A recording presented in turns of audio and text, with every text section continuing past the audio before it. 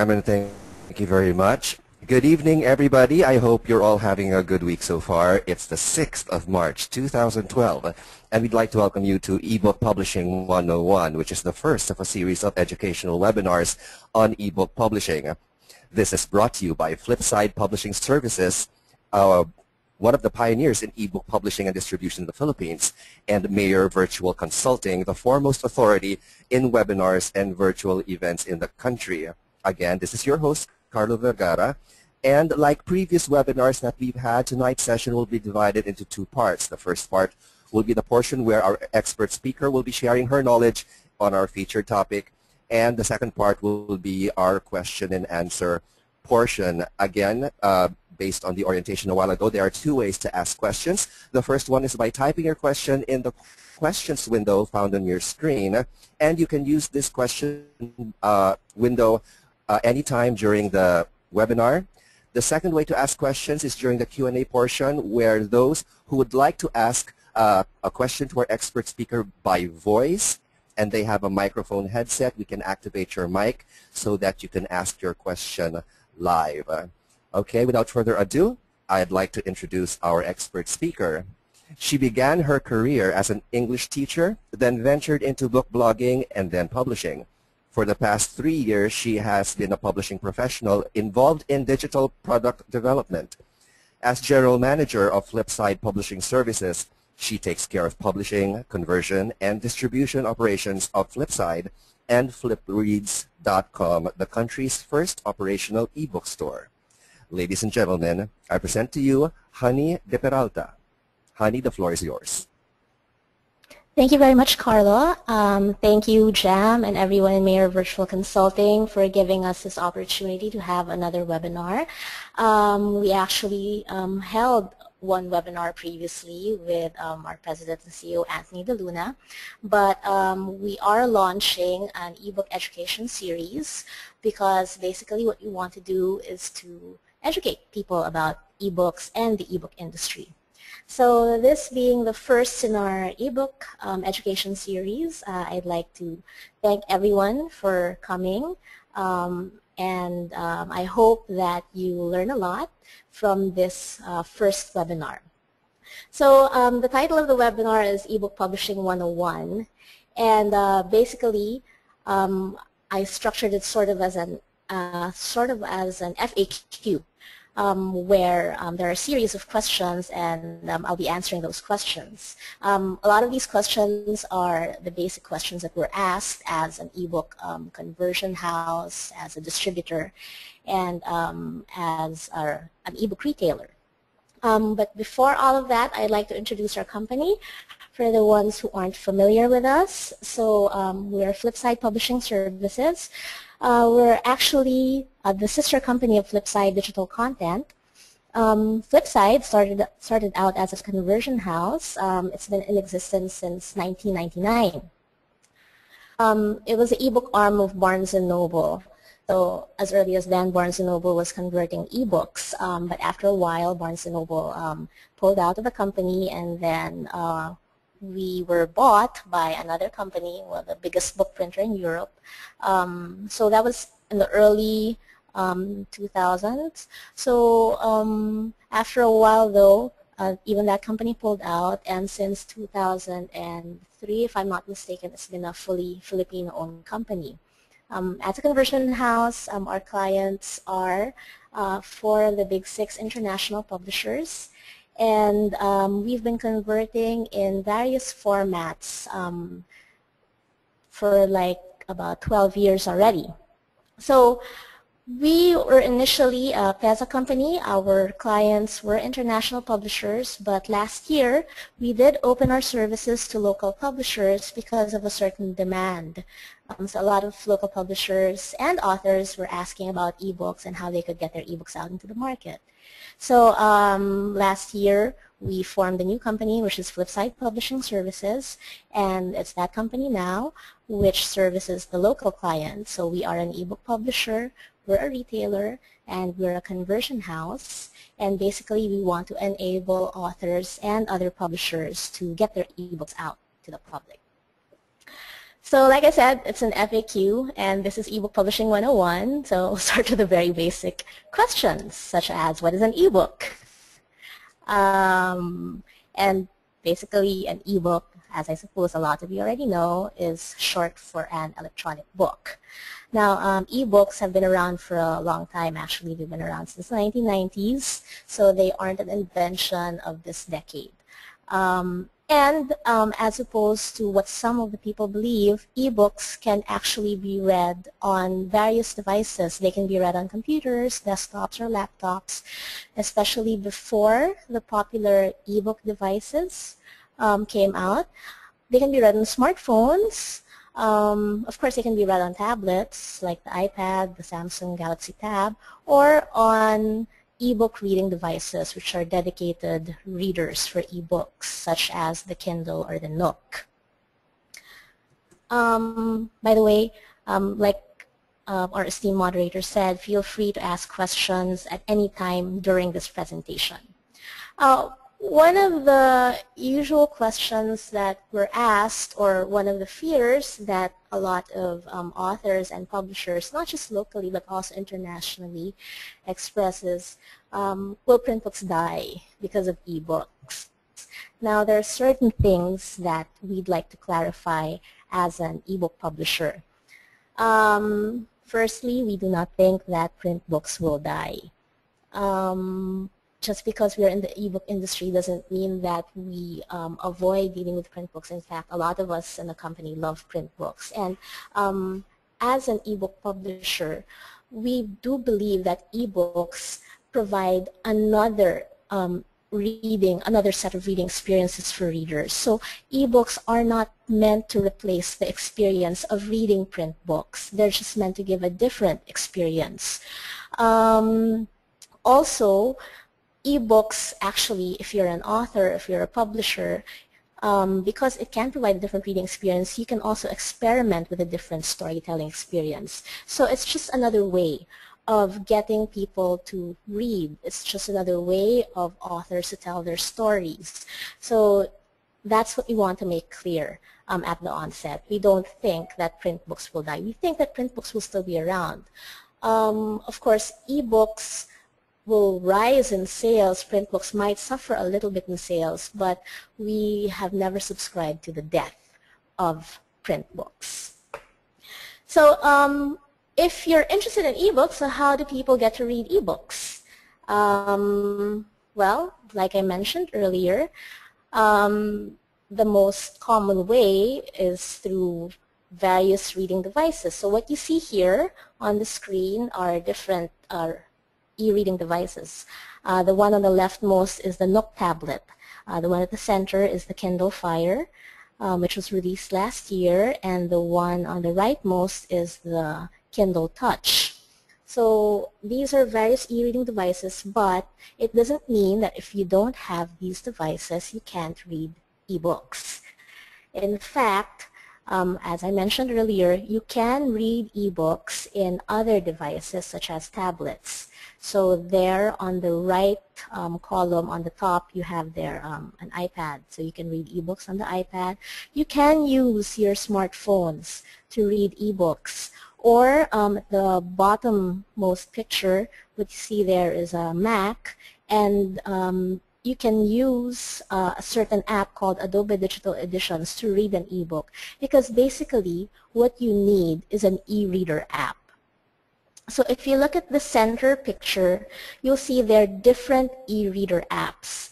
iBooks is an e-reader app, a Kindle app. So you don't need a Kindle device to read a Kindle book. You can download the Kindle app to your iPad, to your Android tablet, to your smartphones, to your PC or your Mac, and then you can read Kindle books. Stanza is another free reader.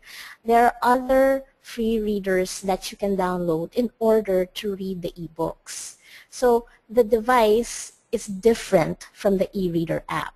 If you have a device, you can download an app, a reader app, so that you can read the ebooks.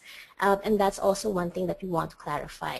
So e-reading device, that's a different thing. Those are the Kindles, the Nooks, the Kobo readers, but you also have the e-reader apps, which are available across many different devices. So you have all of these e-reader apps, and people might ask, so are ebooks available in the Philippines? Well, of course, they are available in the Philippines. Where or how can you access them if you're from the Philippines? Basically, you can access ebooks through the following ebook stores. So Amazon does sell to the Philippines. Of course, we have our own ebook store, which is FlipReads. There are also other ebook stores where you can download DRM free, and later on I'll explain what DRM is, DRM free ebooks such as Smashwords. Can you download at iBookstore? Yes, you can, but only the free books. And that's the same thing as in the Notebook store. You can download the free ebooks. But you can also take advantage of the other free ebook sites such as Project Gutenberg, which has been around for a long time. There's manybooks.com also. And a host of other free ebook sites where you can get your ebook files. So Carla, in case there are any questions, feel free to ask at this point, but if not,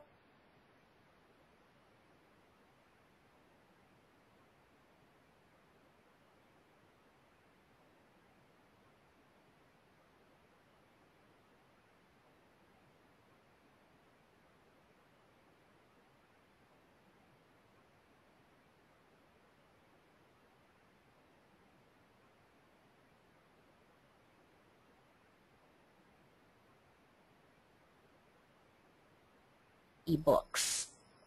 One of my favorite examples is a book that I've been looking for a long time because I can't find it anymore. It's Nick Joaquin's Stories for Kids. See, one big advantage of ebooks as opposed to print books is the reach. A lot of people can access your ebooks, especially if it's in different retail sites. So you're talking about distribution. More people can be exposed. And I mentioned Nick Joaquin's books because, you know, if there was rather an ebook format for that, can you imagine like how many more children, not just in the Philippines but also internationally, can be exposed to those stories? So as an author, if you want like maximum distribution, ebook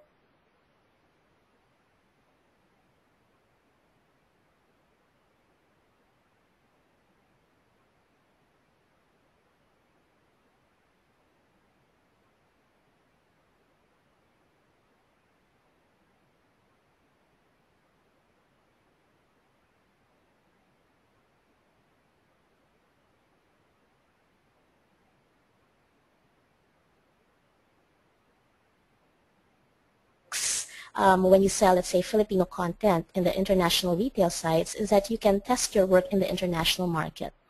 As a reader, sometimes, you know, there is some kind of hesitancy when reading Filipino print books because, you know, I've heard some of my friends say, oh, it's so, you know, all of the Filipino books, when you walk into the bookstore, they're at the back part of the bookstore. They're only in one section, in the Filipiniana section. They're not mixed in with the other books. The other thing is some of them will say that, oh, the cover isn't as pretty, or maybe the paper isn't as pretty. But the thing with ebooks is that if you sell your ebooks on an international retail site, then it's, you know, at par on the same level as the other international books.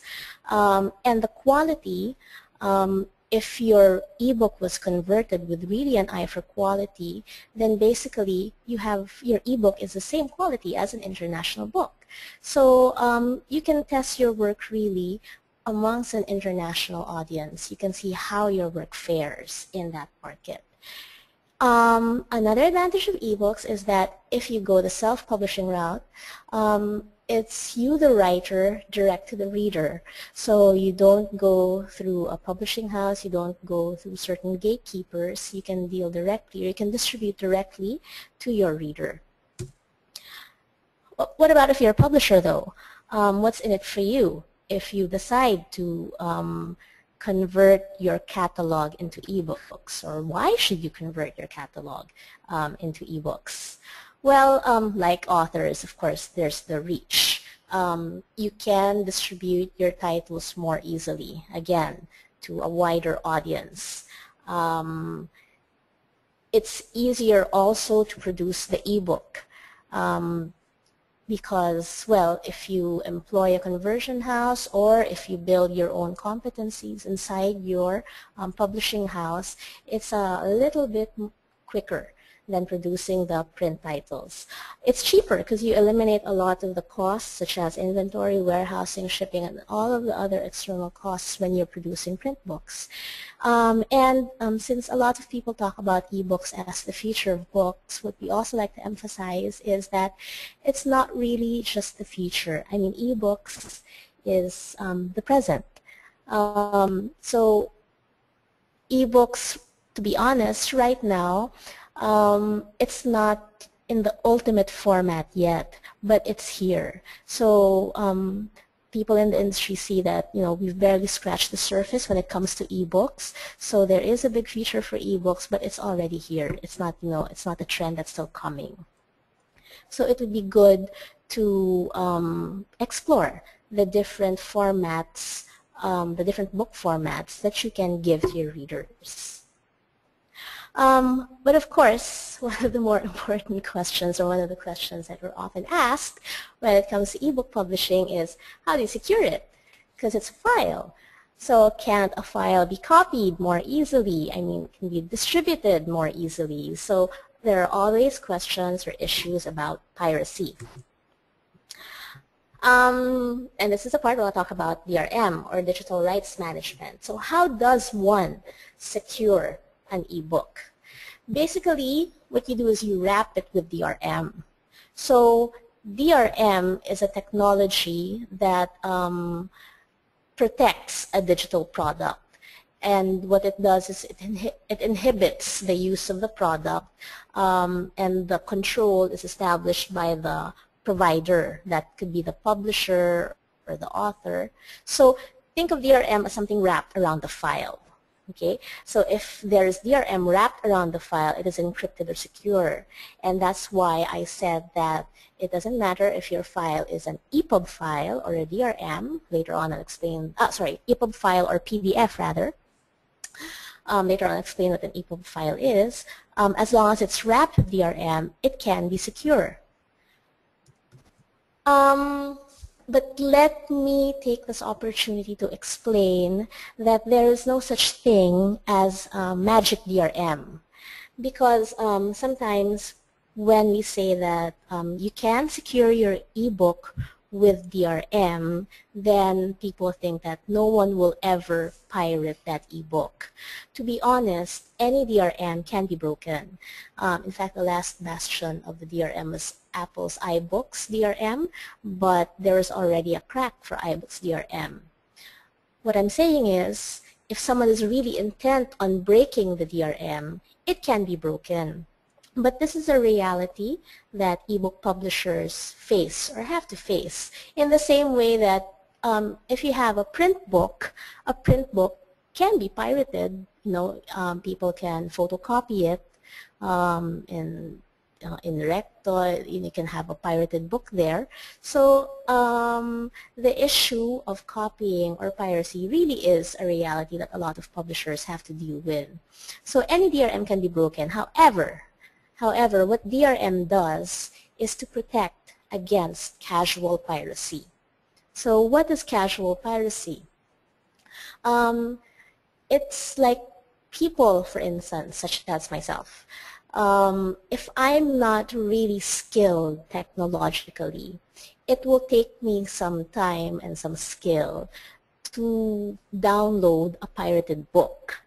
Now, let's say that that book is provided on a site such as Kindle or Flipreads or iBooks or whatever retail site, and its price is an affordable price, something that I'm willing to pay for, and I can get it really, really easily, then I, as a consumer, would think, why would I waste my time and effort looking for a pirated book when I can actually access it and I can pay because it's not that expensive. So that is what I mean by casual piracy. I could be a casual pirate, but if I find that the book is priced well, so it's a matter really of pricing the book and accessibility and ease of getting the book. If those two factors are addressed, then you will actually have people who will really buy the book instead of looking for a pirated version of the book. So DRM protects against casual piracy. But DRM, as I said, doesn't protect against professional pirates. Also, in the interest of full disclosure, there are people who are against DRM. There is an anti-DRM movement, and not, the members of the anti-DRM movement are not pirates. They're actually, a lot of them are authors. There are also some publishers who are anti-DRM. There are also librarians, as you see here on the screen. And why are they against DRM? Well, because some of them equate DRM with censorship, because DRM does inhibit someone's access to the books. For example, if I download a file on my Kindle, if I download an ebook on my Kindle, I can only read that on my Kindle or any Kindle app. I cannot read that on any other reader. So it does inhibit my access to the file. Now, what would be good though, if you're, let's say, an ebook store or a retailer, is to provide options, DRM or no DRM, because whether we like it or not, a lot of publishers and authors really still want DRM. Okay, so but basically, as a retailer, us at FlipReads and many of the other retailers give that option. Do you want to distribute your book with DRM, or do you want to distribute it without DRM? So as an author or publisher, you have that power to decide. Okay, so how does one get DRM? Basically, you will get DRM through the retail sites, and that's why the publishers will go to the 3 biggest retail sites, such as Amazon or Apple's iBook Store or BarnesandNoble.com, because they do provide DRM. In other words, if you upload your books on any of these 3 retail sites, the biggest ones, they will wrap it with their own DRM technology. However, the biggest provider of DRM is what you see there in the center, that's CO, that's actually the logo of the Adobe Content Server. The Adobe Content Server powers the DRM of a lot of other publishers, international publishers, including Google for eBooks. That's also the same provider that we use for our DRM for FlipReads. So we also provide the option for the authors and publishers who want to distribute through our site, if they want us to wrap it with DRM through Adobe Content Server, or if they're okay without DRM. Okay, so those are the basic things, those are the advantages or disadvantages rather, if you're an author or a publisher and you want to distribute your ebooks. So let's say you're an author and you've decided that, okay, yes, I do want to publish an ebook. So what do I do? What are my options? Authors actually now have more options than before. So you can go the self-publishing route. So pros and cons. Pros, if you're self-published, you're in total control, all of the royalties go to you, you don't have to spend much, okay? And of course the disadvantages though, if you're self-publishing, and it's common also even in print publishing, you will take care of all of the work, the legwork, the requirements. You have to experiment a lot in terms of the format, what works well, and you will need to understand the selling part, the business part, and the tech part of the book. Now, the pictures that you see on the right-hand column, in case you're wondering who those are, the first two, actually, let's deal first with the lady, that's Amanda Hocking, and then the gentleman there is John Locke. He's an author, not the philosopher John Locke.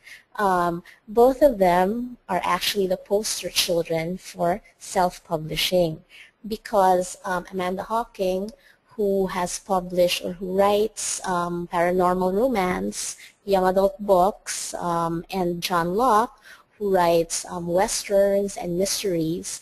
They are the two self-published authors, meaning they didn't go through a publishing house. They just uploaded their books directly on Amazon. They are the first two self-published authors who have actually reached the 1 million mark on Amazon, meaning they have sold 1 million books.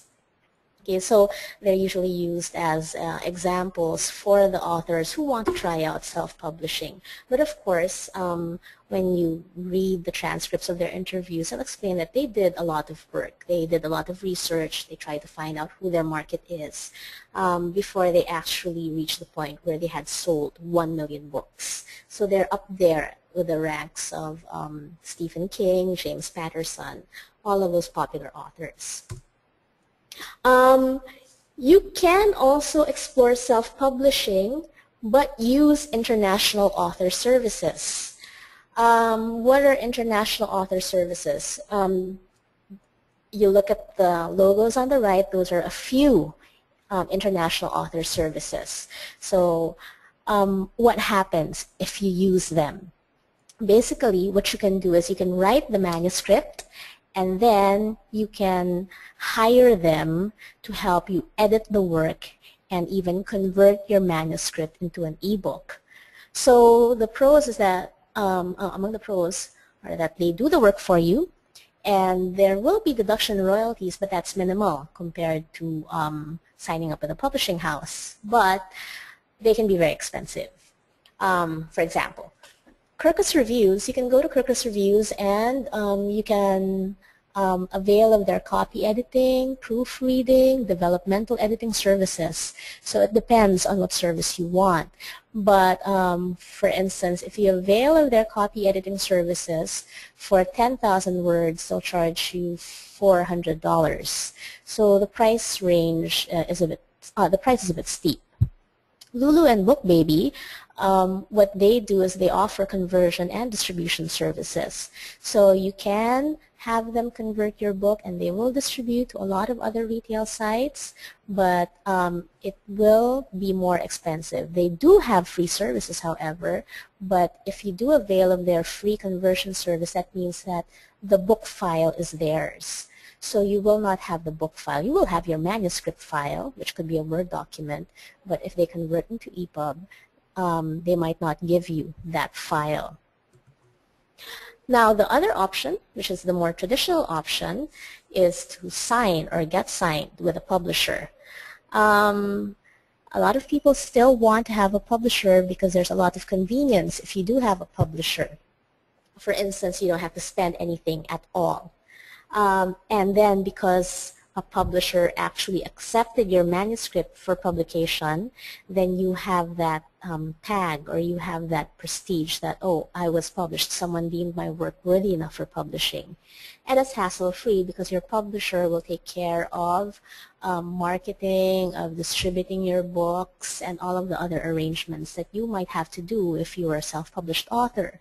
The disadvantages, of course, there's rights assignment, meaning the publisher might or will claim electronic rights and whatever other rights the publisher might decide to claim, and the pricing and the royalties will be dictated by the publisher. So on the right there you will see, well, of course that's our company, Flipside Publishing Services, but there are also other publishers that do have an ebook program, for instance University of the Philippines Press and even UST Publishing House. And at the bottom part there are some other companies that do plan to distribute ebooks, such as Summit Publishing, and you have Vibe. However, what would be good for authors is to really do their homework, do your due diligence. So find out which publisher you think could give you the service that you really want. Okay. Look at their track record, find out what books they've published, so that you know that when you have an agreement or sign a contract with the publisher, you know exactly whether they can give you the service and they can take care of your book the way that you want your book to be taken care of. Now, that's for authors, but what if you're a publisher? So, let's say you're part of a publishing house or you're a publisher. What do you do if you want to have your print catalog converted into ebooks? Okay. Actually, you have two basic options. You can build your own competence in-house, meaning you can establish an entire digital department who will make the ebooks, convert them, and then distribute them, and all of the other things that need to be done with ebook publishing. Or you can also outsource to a conversion house. Like I said, Flipside is a conversion house, and actually that second route, a lot of the big publishers do take that route because often it's more cost efficient to outsource to a company that has expertise in the industry. So those are the two basic options. The other thing that publishers do have to think about is that when they think of their ebook program, they have to determine where and to whom they plan to sell their ebooks. So it's not really just a matter of conversion. You have to think of where you intend to distribute your book. Who is your intended market? Many a time when we have been consulted by publishers, we've explained to them that conversion is the least of your problems. The bigger problem really is distribution. Also, it would be good as a publisher to convert into a format that makes sense for your book. So it's not a matter of converting into ebooks. And you just have that vague term that I want an ebook. So you have to think about what format is best for your book. And I mentioned the word format, so some of you might be asking, okay, what are formats? And why do I have to worry about formats? Can't it just be like, I want an ebook? But actually, ebooks have different formats, and each format has its own characteristic. So you do have to consider formats. They do matter. Like here in the slide, you will see different formats. So you have the PDF, the movie, EPUB, which is basically the international format, meaning it's a standard for most ebooks. So you have to consider these formats because you're trying to think of what kind of book you're converting, where and to whom you plan to sell your ebook, and what devices you'd like the book to be available in. Because certain devices will only read a certain format. Certain retail stores will only accept a certain format. Or if you have, let's say, a cookbook or a textbook, if some of you there are educational publishers, then you have to consider what is the best format for my book. So what are the usual formats? Well, in the history of ebooks, there have been a lot of formats, but these are the usual formats that we have today. So you have PDF, the ever-popular PDF. A PDF file, because it's set, a PDF ebook can be fixed layout. Later on, I'll show you examples of fixed layout. But basically what fixed layout means is that, if you have a print book version, whatever the print book looks like, whatever the page looks like in the print book, that's the same thing that you will see in the ebook. And then you have the standard EPUB format, or the EPUB 2.0. EPUB 2.0 is reflowable. Now, in case you're not familiar with the term reflowable, I'll also show you examples of a reflowable book. EPUB 2.0 is the IDPF standard. IDPF stands for the International Digital Publishing Forum. So the IDPF, or the International Digital Publishing Forum, is the group, the international group that sets standards for ebooks. And what it means when they set a standard is that if they say that EPUB 2.0 is a standard, then most of the development when it comes to the e-reader apps or the devices will try to be compliant with that standard. So it's always good to follow actually the international standard, because in some way it helps, it future-proofs your book. since people will be developing to comply with that standard, then you're pretty much assured that a lot of the reader apps that will be made and the devices will try to adapt to the standards set by the IDPF. And of course, there's MOBI. MOBI is the file format that is particular to Amazon. In fact, and I'll explain that later also, EPUB is used, or the EPUB format is used by most other retailers and e-reader apps.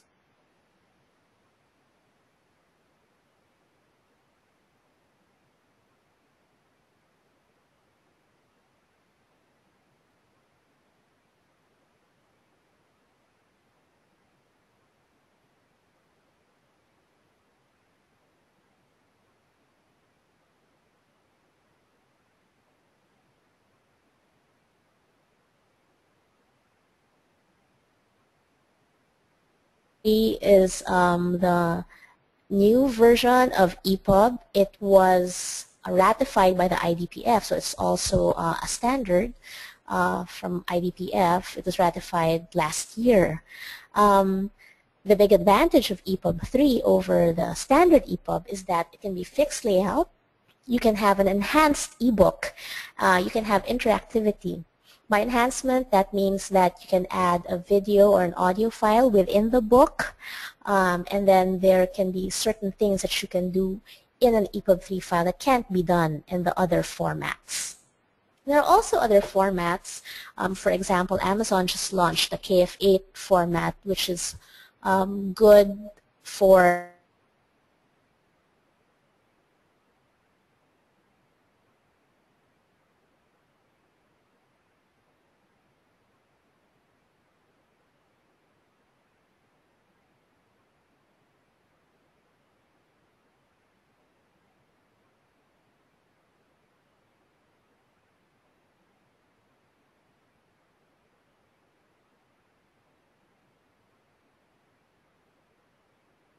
this is from one of our conversion clients.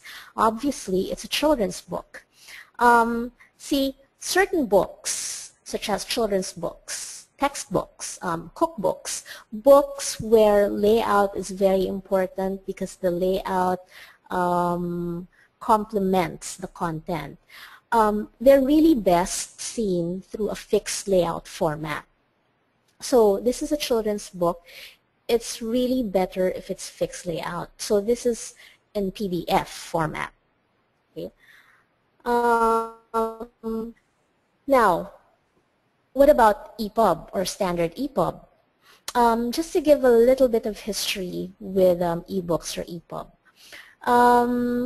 When ebooks first came out, of course, a lot of the earlier devices were small screens.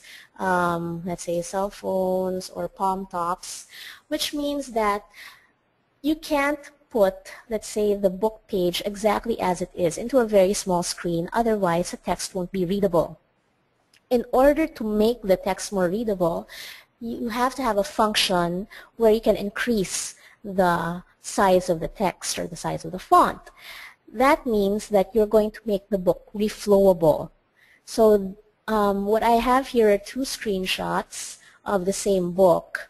On the left, well, it's a book entitled 14 Love Stories from UP Press, so that's one page. That's a short story by Manuel Arguilla. And the image on the right of that, it's the same page, it's the same story, but I increased the size of the font. So as you can see, on the left, the book, on the left image rather, the book will end with a line, pattern of white checks with narrow stripes of yellow and red, with both. And then on the right, because you increase the font size, then it will end with a different line. So it reflows, basically, which means that if you convert into standard EPUB, your book, your ebook, will not look exactly like your print book in the sense that the page starts at a certain word and ends with a certain word. Okay, so that's a function of a reflowable EPUB because you have to adjust to different screen sizes. Now, the other kind of reflowable format is the MOBI. Like I said, the MOBI is particular to Amazon only. So this is a sample. These are two screenshots of the same book, the same page. So on the left, you have there a poem by Francisco Arceliana. And yeah, because some of the other questions we've had are that, can you make poetry books into ebooks, or will you lose some of the formatting of poetry?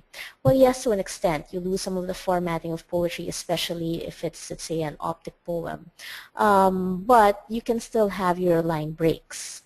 So this is an example of a book of poems, but it's reflowable. So on the right, you see there I increased the font size, and therefore instead of having all 3 stanzas on the same page, you'll only have 2 stanzas on that page.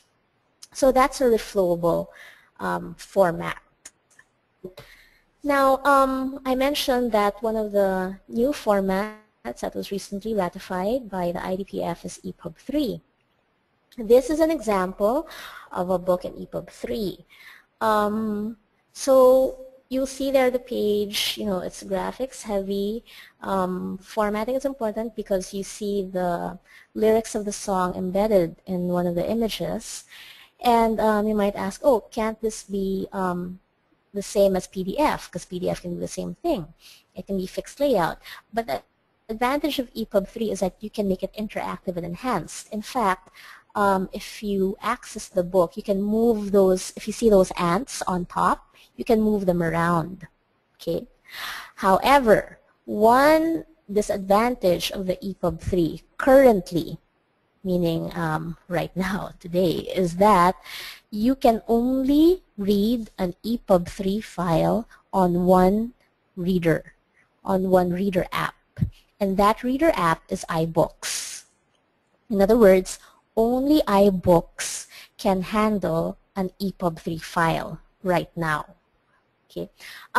This is not to say that the other e-readers are not developing or trying to update their own e-reader apps to handle EPUB 3. It's just that Apple was ahead.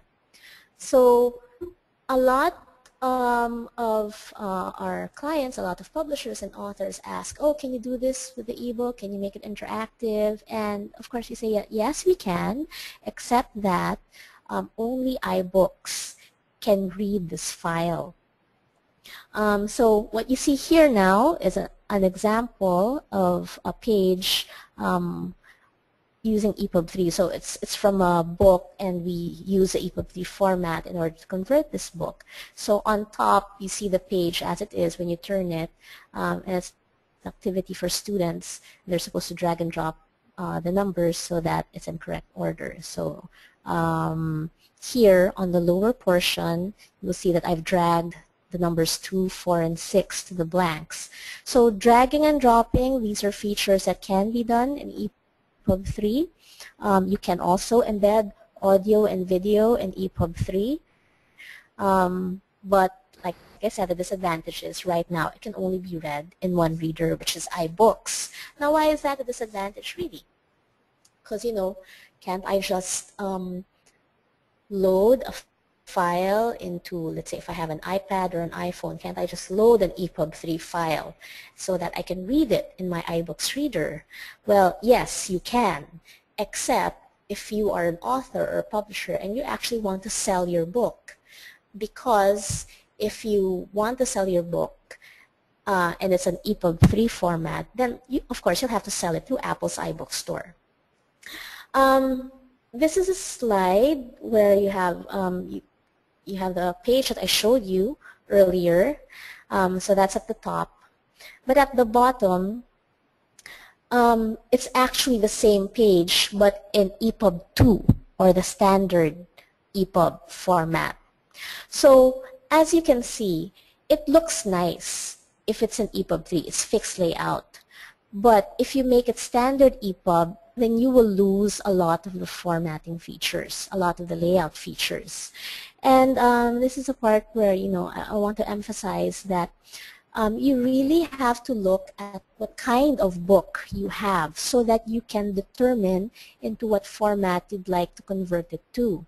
For example, this, the one on top, you know, where you have the ants go marching, you have the nice maze there, you won't have that if you convert into EPUB 2, or you'll have that, but it will be separate from the text, okay, unless you save the entire thing as image.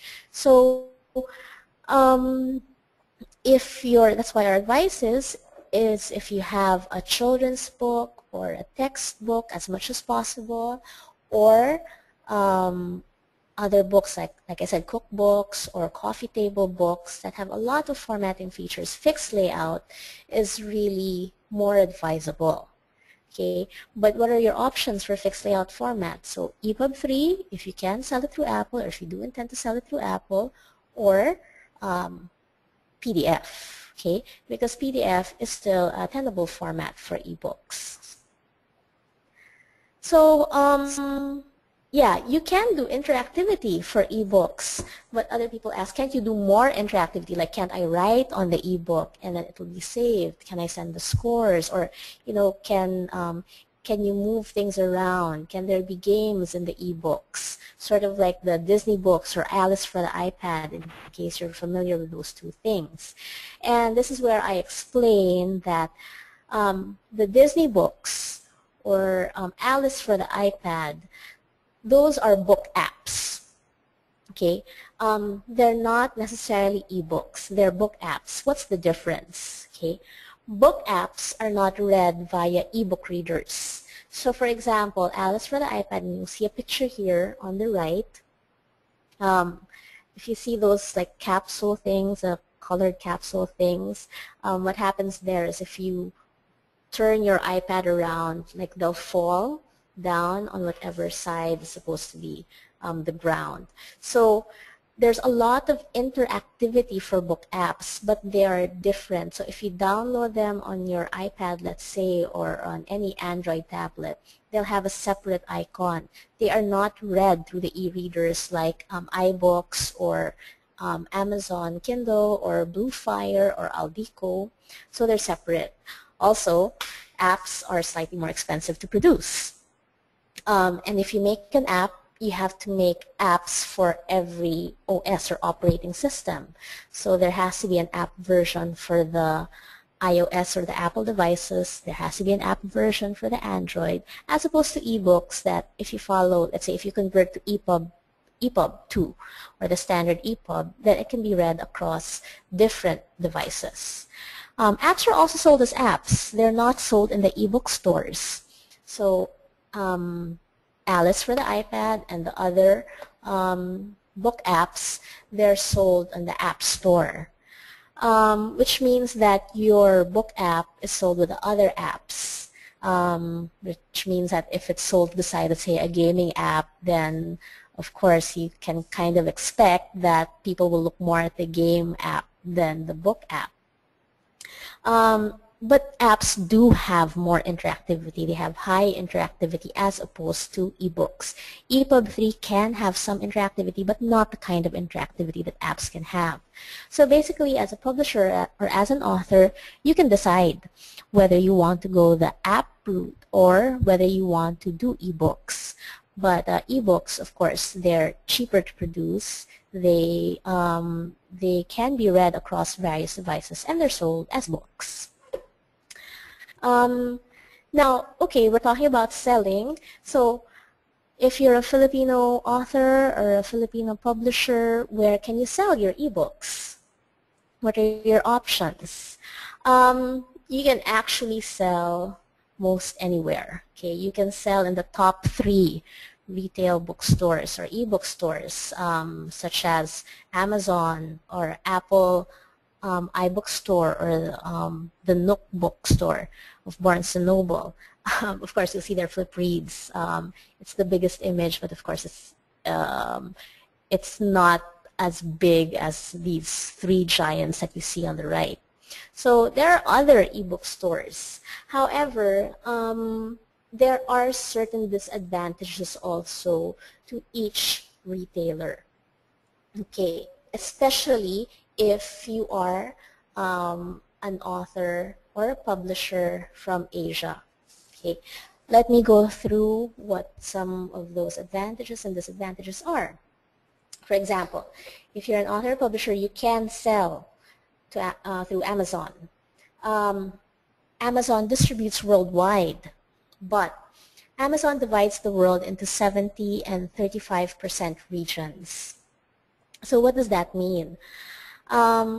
It means two things. One on the side of the consumer or the buyer, the other one on the side of the ebook provider, which is the author or the publisher.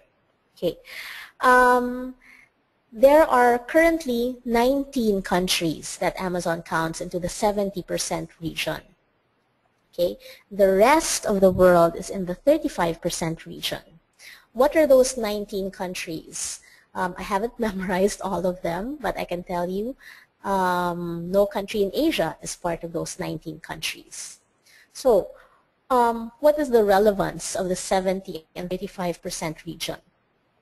If you're a consumer, basically, when you go to Amazon and when you buy a book at Amazon, if you are not part or if you're not a citizen of those 19 countries, you will actually have $2 on top of the retail price. So for example, if the actual price of the book for a US citizen or a UK citizen is, let's say, $3.99, $3.99, and you, a Filipino, will go to Amazon to look at the book because you want to buy it, you will not see $3.99. You will see $5.99, so there's plus $5 on top of it.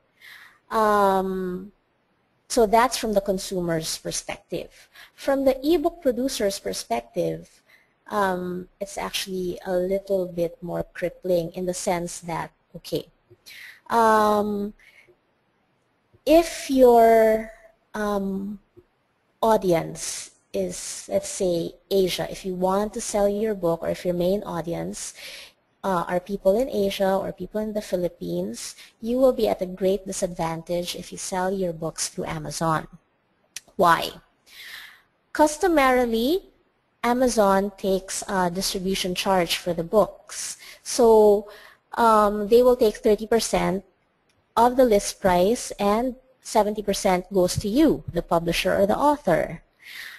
Except if the buyer of the book is not from those 19 countries. What does that mean?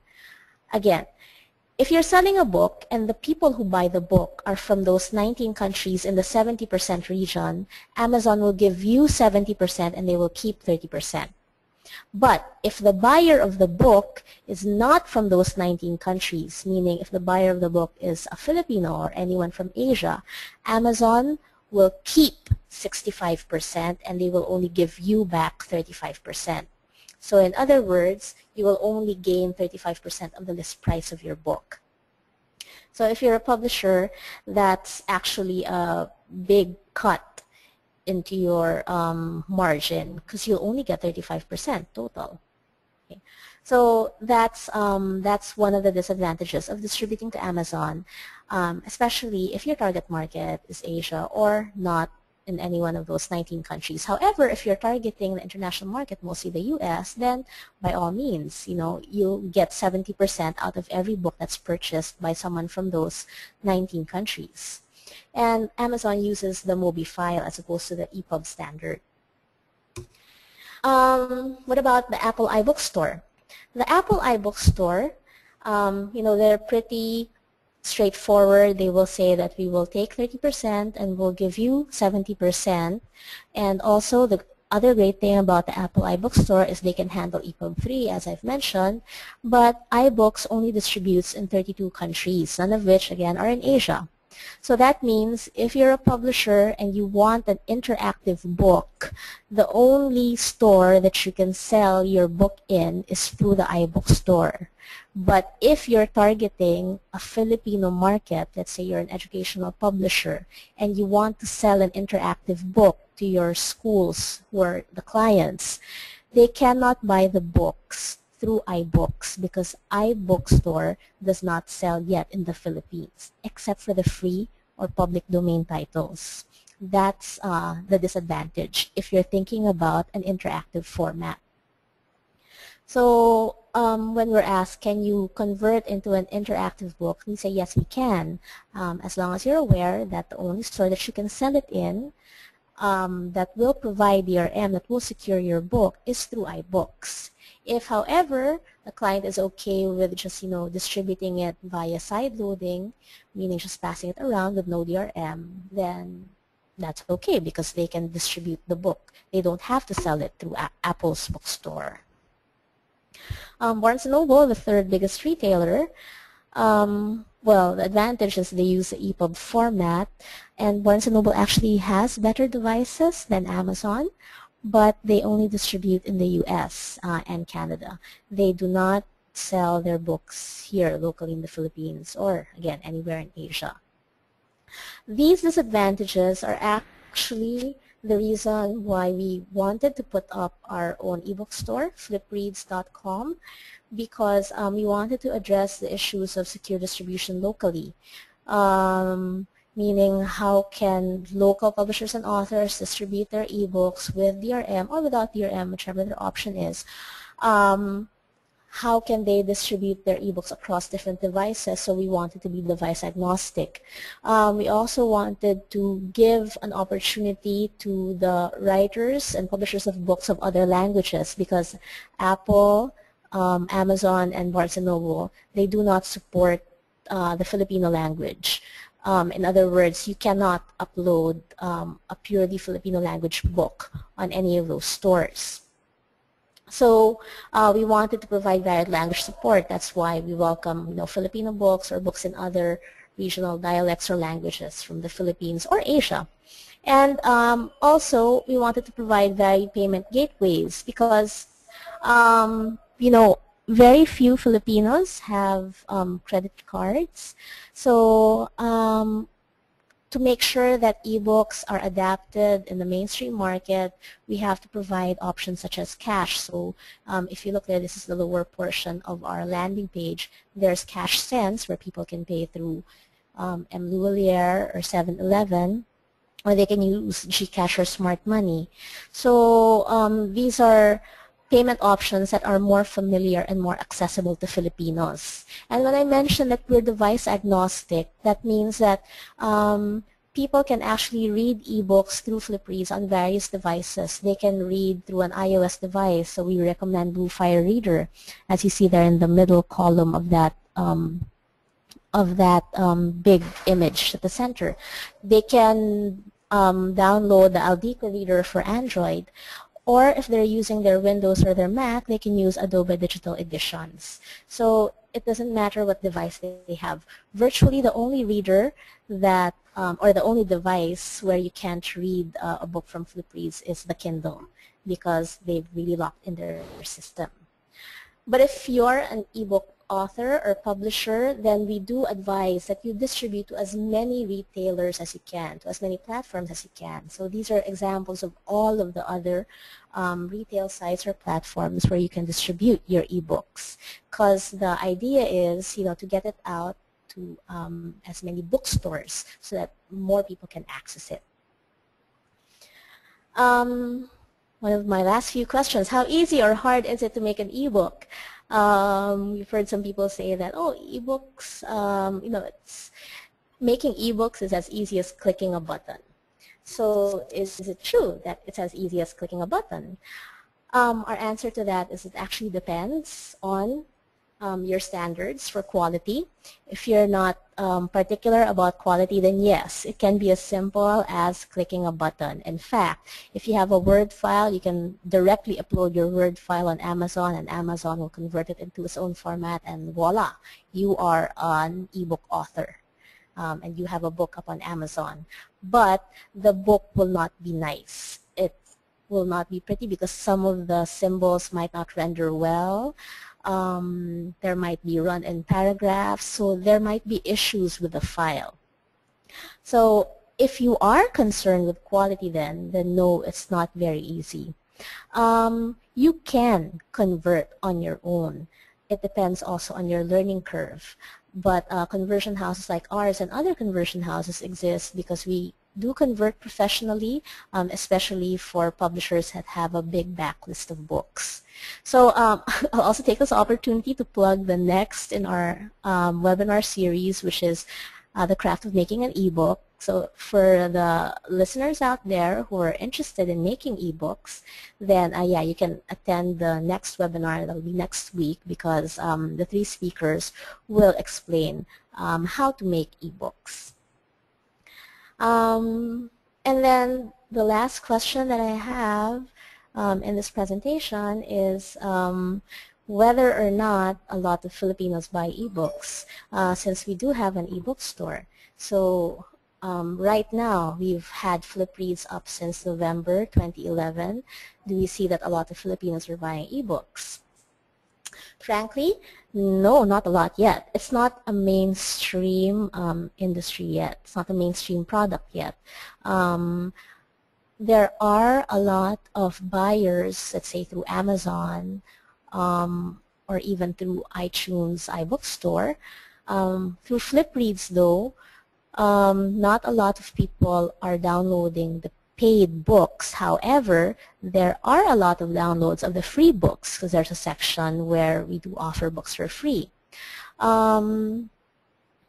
But in this day and age, because we do see that ebooks are here now and they're not going away, we are proud of the service that we provide to authors and publishers, because basically what we want to do is we want to democratize publishing and reading. And actually that's what ebooks can do. They do, to a certain extent, democratize publishing and reading. If you're an author, you can publish more easily.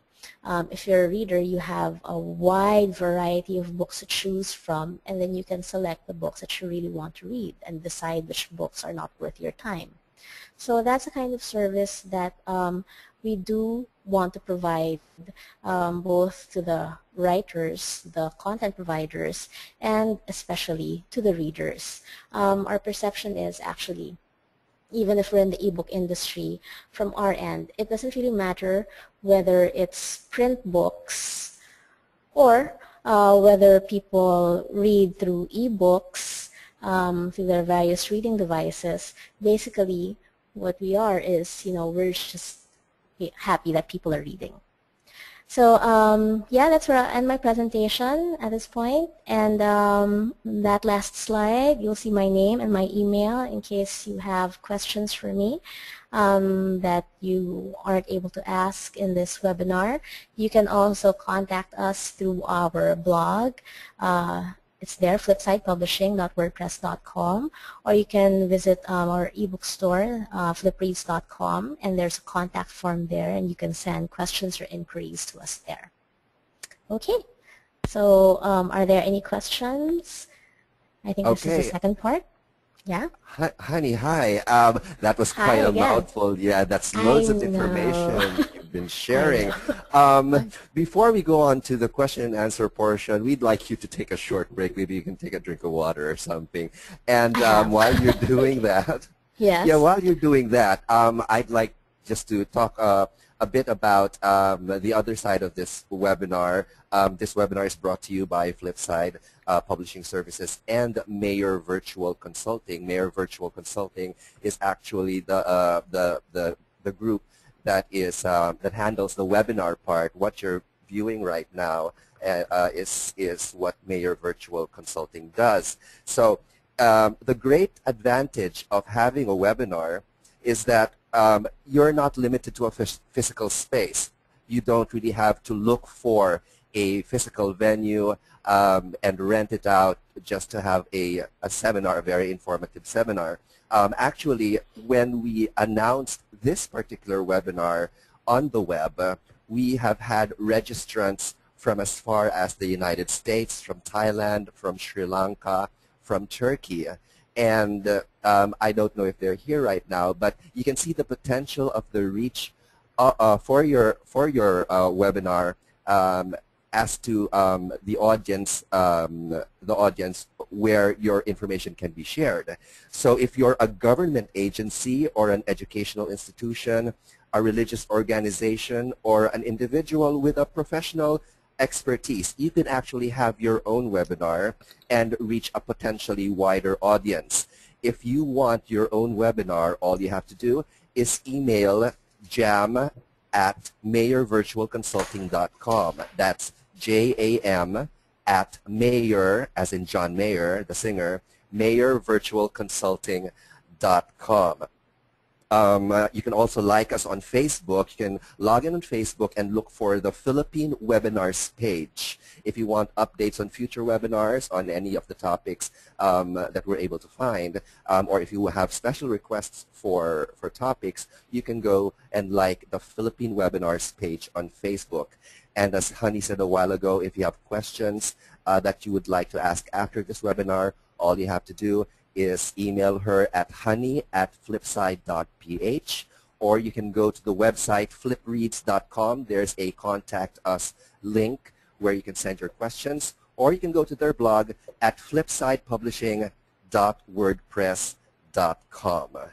So I wonder if Honey is back. Honey, are you Yes, right I'm there? back.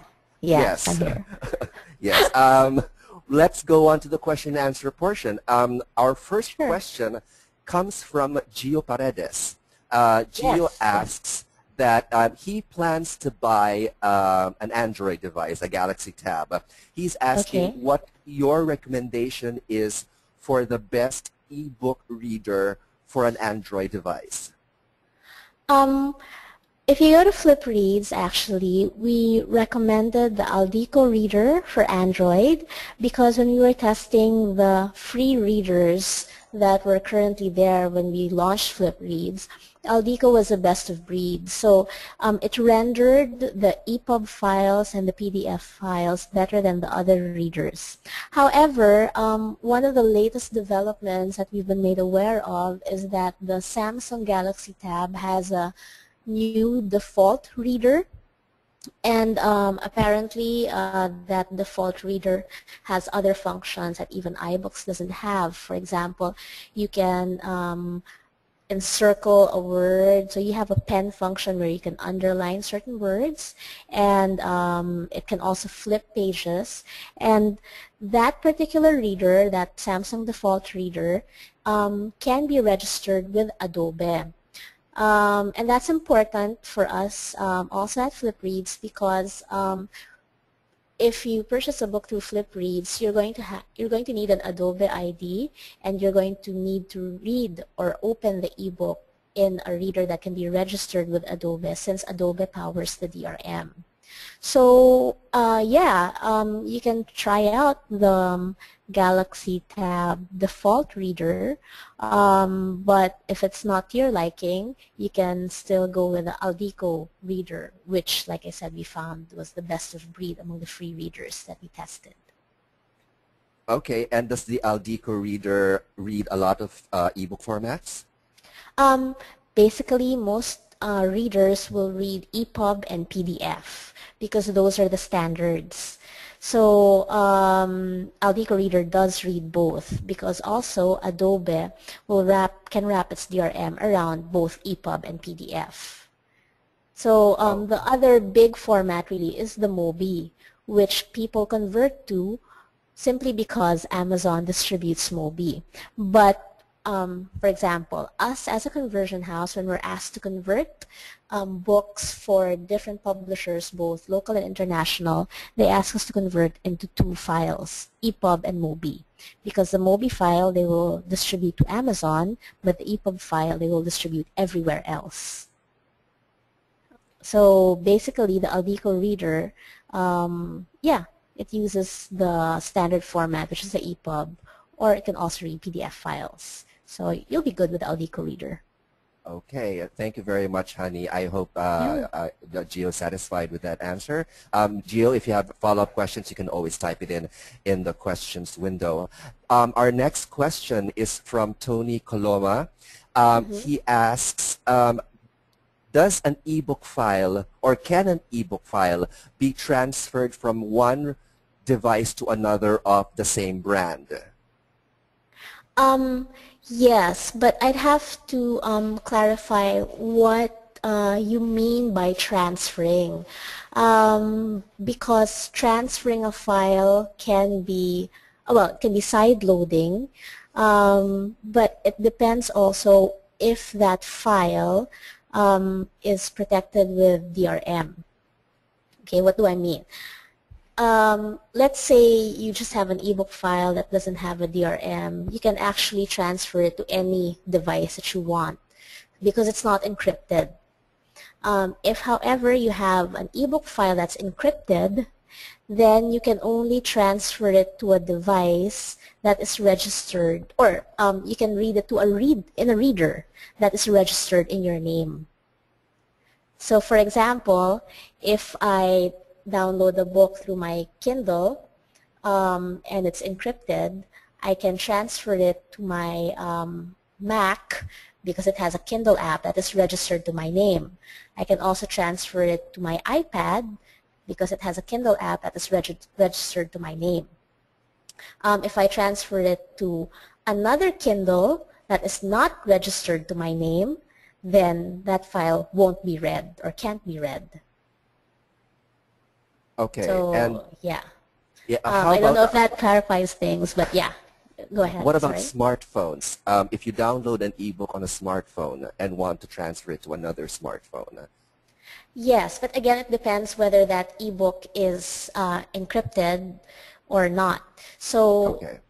if you have an ebook, basically, let's say you have an ebook file in your smartphone, it's an EPUB file, and it's not encrypted. It doesn't have DRM. You can transfer it anywhere, to any smartphone or to any device.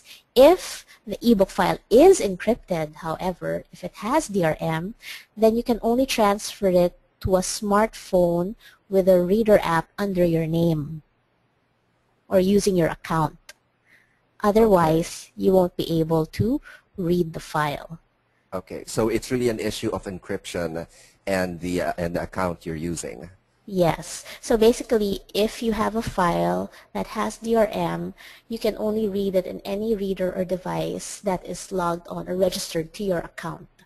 And that's how DRM works. That's why people don't like DRM, because it inhibits, let's say, lending a book.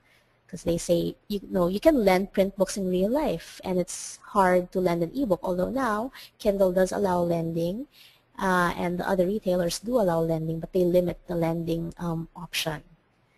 So there are all of these issues, which is not part of 101, but you go ahead. Okay. Yeah. No, but Yeah. yeah, these are interesting issues also that, you know, you can talk about when it comes to ebooks. Yes, and all the more reason for all of us to attend the following webinars of this Yes. ebook publishing series. Exactly. Anyway, yeah, moving on. Okay. Shine Galora has a question about EPUB version 2.0. Yes. You mentioned that EPUB 2.0 is reflowable. It has Yes. reflowable content. Yes. Does that mean that ebooks with fixed layout cannot be constructed or reconstructed using EPUB 2? Okay, EPUB 3 is the new version of EPUB 2. So basically, if you take out all of the additions of EPUB 3, what you will have is an EPUB 2 file. So you can have an EPUB 2 file and you will add the additions to make it EPUB 3, but to make something fixed layout requires a lot of coding also. So basically, that's the reason why, you know, it's the same name. It's the EPUB format. So if you have an EPUB 2 file, you can add all of the other coding in order to make it fixed, in order to make it interactive, in order to enhance, to put in the enhancements. And that is what you call the EPUB 3 format. Okay. Our next question is again from Tony Coloma. Yes. He's asking, let's say that he bought an ebook file for Okay. his third grade son for this school year, and the next school year his daughters would become grade 3 and they will be using the same ebook. Right. Yeah. So, how much of an impact does this have on the publisher? Is it similar to the print books when you pass a book from one child Or, to or another? will or will they have to buy a new ebook? Um, it would actually depend on the publisher, because actually a publisher can control or can tell the retailer or the distributor to control the license of the book. So for example, if the publisher says that, oh, I want this book's license to be good only for 1 year, then that means after 1 year, if you did purchase that book, the license will expire, so the purchaser won't have that book anymore, in which case the purchaser will have to buy a new license. So that's equivalent to buying a new ebook. So mostly licenses can be perpetual. But like I said, if the publisher tells the distributor that, oh no, I want to set a limit to the license, then it's not a perpetual license. You won't have the book forever and ever. I see. So yeah, so different publishers can have different practices. Yeah, so it really depends on the provider's, meaning the publisher or the author's decision. Okay. Now, there's a question from Irene Moral. She asks, Yes. who provides the ebook format? I'm not sure what this question actually means. I'm thinking it might mean who actually dictates what ebook format your book will have. Oh, who dictates? Do you mean like who decides that, EPUB is the popular format, or For your book. whether, yeah. Well, if you're talking about like who decides what is a standard format, then you do have the International Digital Publishing Forum that ratifies a certain standard for an ebook format. But if you mean that like I'm an author, I'm a publisher, who gets to decide in what format I will convert my book to, then that would be you. You, the author or the publisher, who is going to ask someone to convert the book or will convert the book yourself. So you get to determine what format, which is also why it's good to know what the different kinds of formats are and what the characteristics of each format is, so that you can decide what's the best format for my ebook. You also need to know like what formats will the different bookstores sell. Because if you have an EPUB file and only an EPUB file, you can't upload that to Amazon. You will only be able to upload it to all of the other retail sites. If you want to upload to Amazon, it will be Mobi. But like I said, if what you mean is who decides what the popular formats are, then basically it's the big guys. Amazon bought the format Mobi Pocket from its original company because they wanted their own proprietary format. That's also why we don't,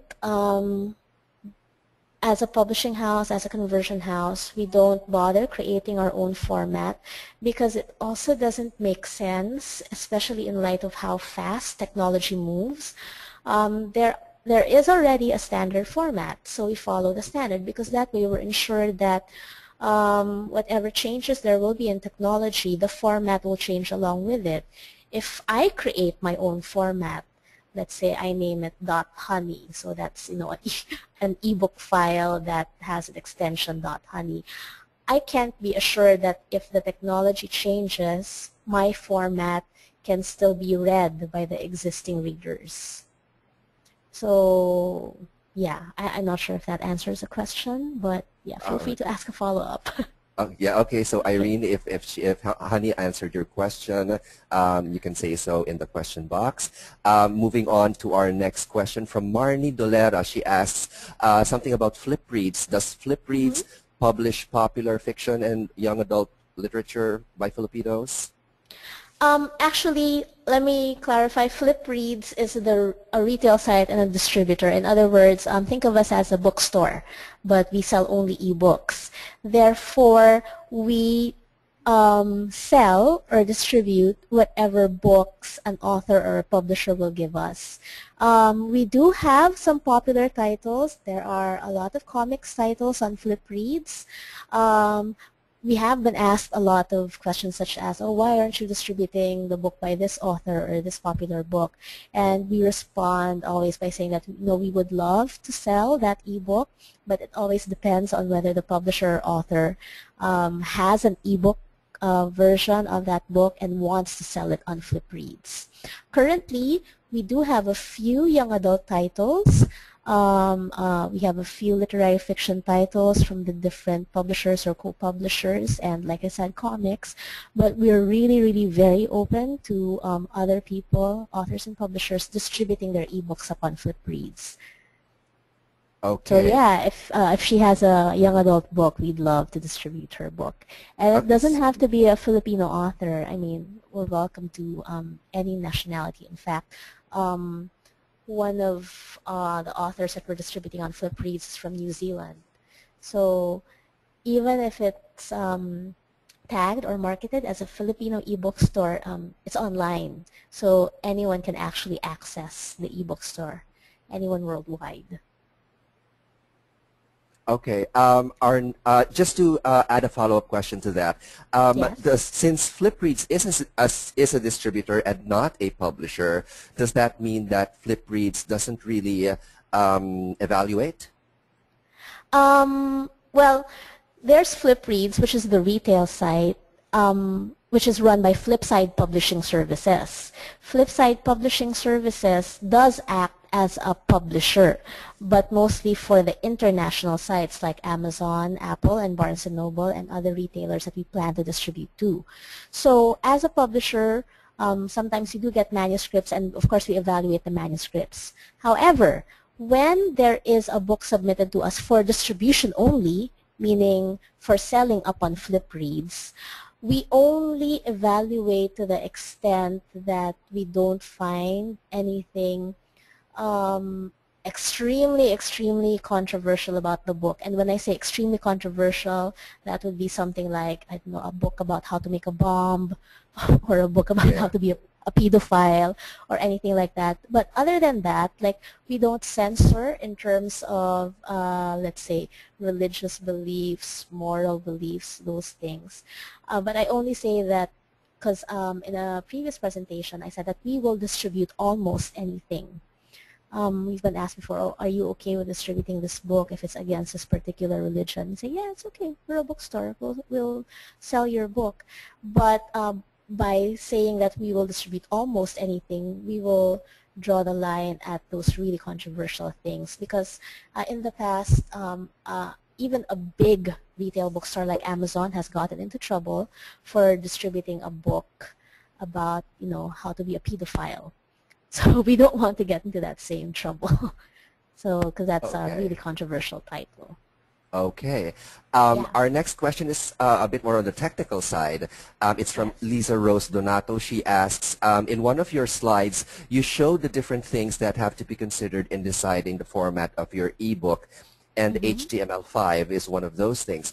Are there any issues in the use of HTML5 in EPUB 3? I'm not sure if that... Yeah.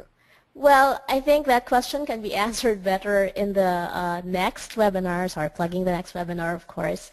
But basically, EPUB, the base of it is HTML. Whatever the issues are, well, to be frank, I can't answer all of that, like what the specific issues are for HTML5. That's why I'll refer you to the next webinar. But, yeah. Basically, we use the HTML format still for EPUB. Okay, and Lisa has follow-up questions which are also technical. She asks, is the use of JavaScript side by side with HTML5 supported by EPUB 3, and is it recommended by the IDPF? So I guess that's a technical question that for another webinar. I actually have technical help right now. Okay.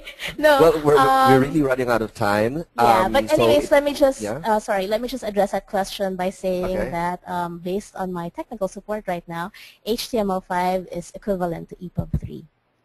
Oh, okay. Okay. And Okay. how that works exactly will be explained in the next webinar. Yes, and Lisa also Okay. asks, will you be tackling the conversion of PDF to EPUB in the next webinar? Well, actually, the next webinar is only an hour and a half, and when I discussed with the production guys, it's really a very, very lengthy process to convert. So what we'll be discussing in the next webinar are the basics, and then the rest of it, the more detailed parts, we will be releasing a few instructional videos to help people through the conversion process. Oh, that would be great. That would be great. Yeah. Okay, and then we have a question from Susie Christine Garcia. She asks, some schools are already using ebooks instead of print books, and normally what format are these academic books using? I would ask specifically which schools because actually it's like this. Some schools are interested in using ebooks, but it's precisely because of the concern of distribution that we put up flip reads. So there are some ebooks that have been distributed. Some of them are in standard EPUB format, some of them are in PDF format, but as far as I know, a lot of them aren't really encrypted with DRM. So they were distributed through side loading, which is okay if the publisher is also okay with not protecting the book. But if the publisher is concerned about the encryption of the book, then we will have to discuss issues of distribution because you do need to go through a content server. And that's one of the services that we do provide to publishers if they're interested in using our content server for DRM for their books. Okay. So yeah, so Yeah. it's always, some schools are interested, but there are still a lot of issues that they need to address in terms of content also, because not a lot of publishing houses currently have ebooks. They're starting to, but in the last school year, not a lot of them have it or had it.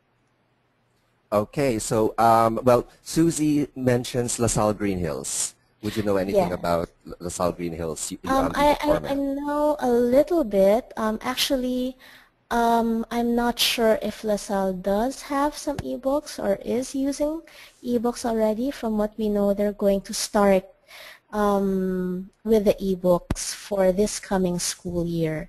That's why I think they're working with the publishers who will provide the ebooks. Because, yeah, a lot of schools are interested, but they also have to look into what content is available already. And locally, publishers are only starting to convert their books into ebooks. So LaSalle, I think, will be implementing their ebook program for the coming school year. Right now, I'm not sure which ebooks they have or whether they have a lot of ebooks. Yeah, so, but they're looking Okay, into it as well as other schools. okay. Yeah. Well, anyway, I believe that's all the time we have. If you guys have more questions for Honey about this interesting topic, again, let me repeat the email address. That's honey@flipside.ph. You can also contact her through their website, flipreads.com, or visit their blog at flipsidepublishing.wordpress.com. Do you have any final words, Honey, for our attendees? Basically, I just want to thank everyone for coming, and yeah, I think it was a lot of it was information dump. So in case you need some time to process, again, feel free to ask me questions. And I'd like to thank Mayor Virtual Consulting, Carlo for being the host, and Jam for making all of this possible. And yeah, I wish you more power because this is my first webinar, and it's been a fantastic expurience. Yeah, So well, thank you. thank you. Thank you very much for having the You're guts to have your very first webinar, Honey. it was fun. Thank you so much. Well, if any of you want to have your own webinar, if you're a government agency, an educational institution, or an individual with a certain expertise, you can have your own webinar. All you got to do is contact Mayor Virtual Consulting through jam@mayorvirtualconsulting.com, and Jam Mayor will be happy to answer all your inquiries on how you can have your own webinar. Anyway, before we go, we'd like to request everyone to answer a quick survey about the schedule of this webinar. It'll help us in scheduling our future webinars, so it'll be more convenient for you. So take a few seconds to answer.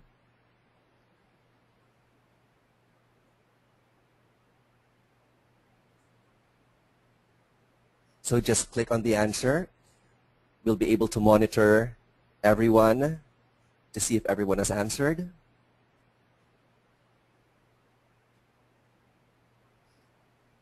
Okay, 72% have answered.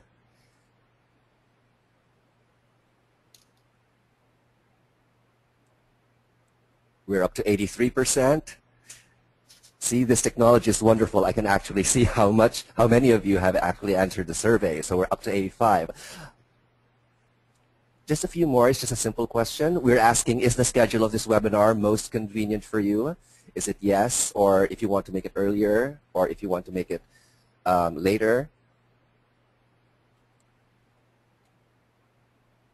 Just a few more. We're up to 88%. We'd like to ask the rest who haven't answered the question to take a few seconds.